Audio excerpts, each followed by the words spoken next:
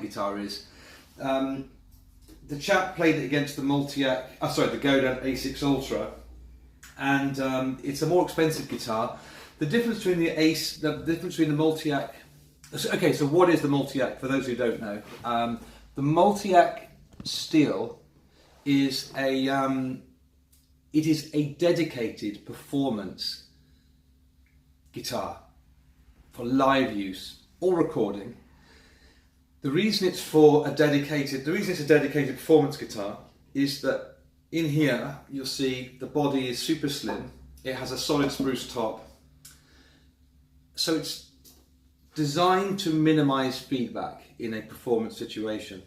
It also has a massively diverse range of sounds, which I'll briefly mention in a minute. I'm going to try and make this as quick as possible, this video. I don't want to waffle, but I sometimes do, so we'll see how it goes.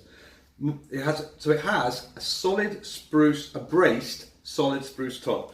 So as a result of that, you do get this, just as you do with the little A6 Ultra down here. If you see the other video, you get a very pleasant acoustic sound, but not loud.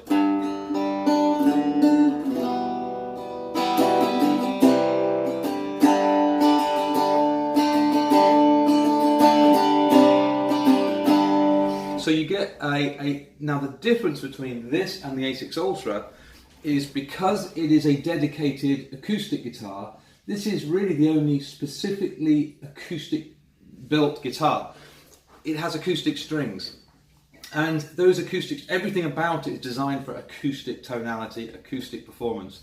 It is not a hybrid guitar, so that's the key difference between the A6 Ultra or other models they do and the Multiac Steel Duet. The Multiac Steel Duet is a dedicated electroacoustic guitar. So you get this lovely home practice tone.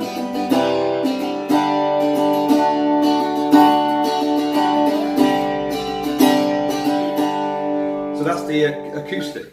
So, but really it's designed for being plugged in. So what you get is, Godin are incredibly secretive about the technology in their guitars, and you'll see I've had little fallouts with them over just trying to get some information to explain technology, or what, guitarists can be quite geeky, understandably, and reading up on their notes and wanting to know, okay, well, why is this guitar what it is?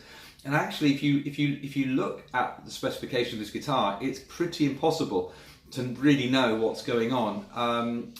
However, they call it digital imaging mics.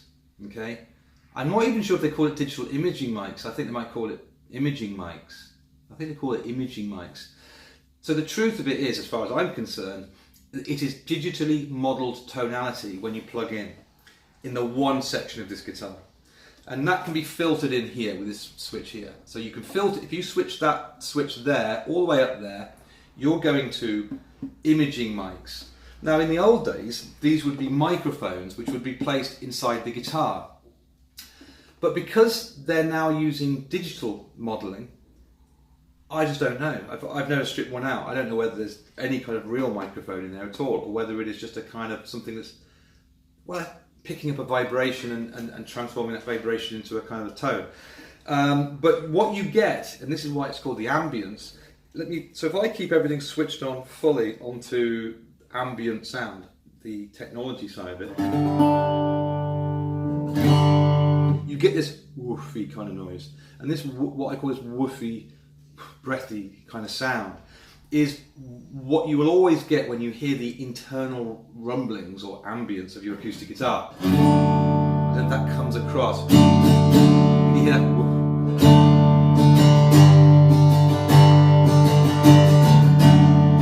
Deliberately trying to accentuate it. And if I play around with this button, you get four different voicings.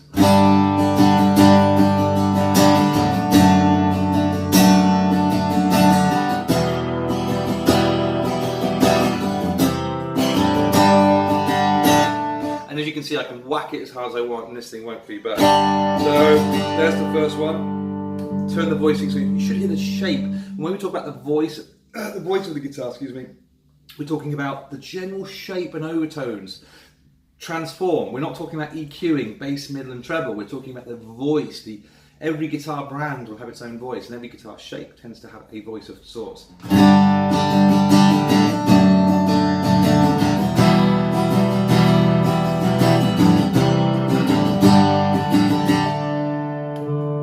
Hear that?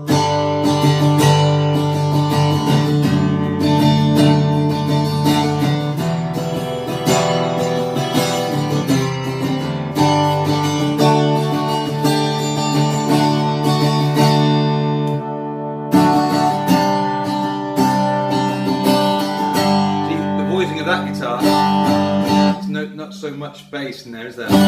However, what all of these guitar sounds will share is a really kind of slightly odd tone. If you sort of think that guitar sounds amazing, I'm not so keen on it. And the reason being is that when you hear the insides of a guitar rumbling around, it's actually not that pleasant.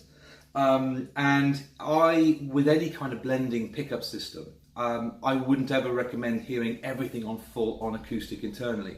Some people might have the preconception that, hearing the pure acoustic sound. Well, why would you use the piezo, which is under the saddle, which gives you a more clinical, more defined sound, if you can have the natural guitar sound?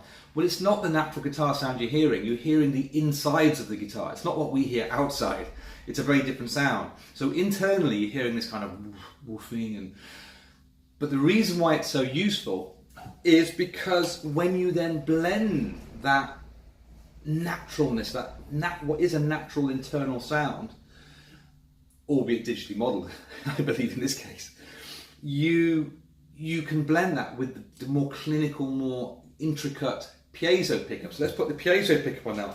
So I'm going to blend it here. There. That is now running off here. So if we hear that now,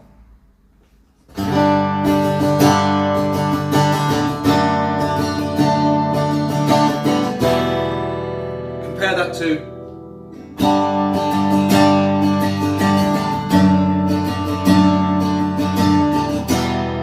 back again.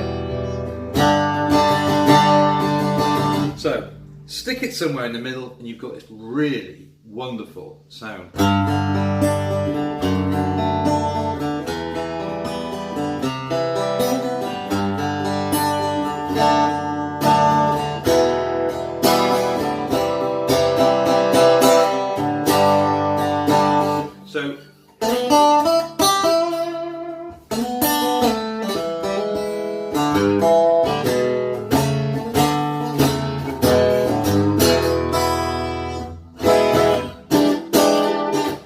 So now you've got four different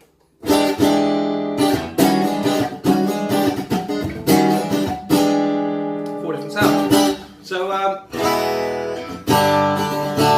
there we go. Also it has wonderful bass, middle, treble. So however that's coming across on your sound, if we stick in a bit of bass.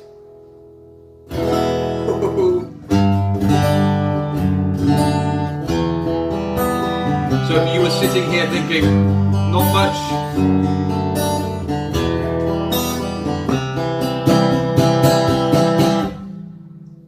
bit of extra bite, treble, and bass. Take out some of that mid, get that really modern sound.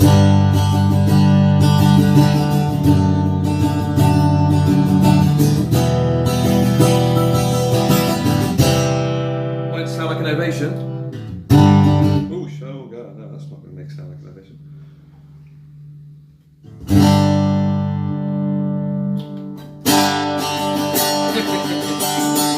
That's what I mean.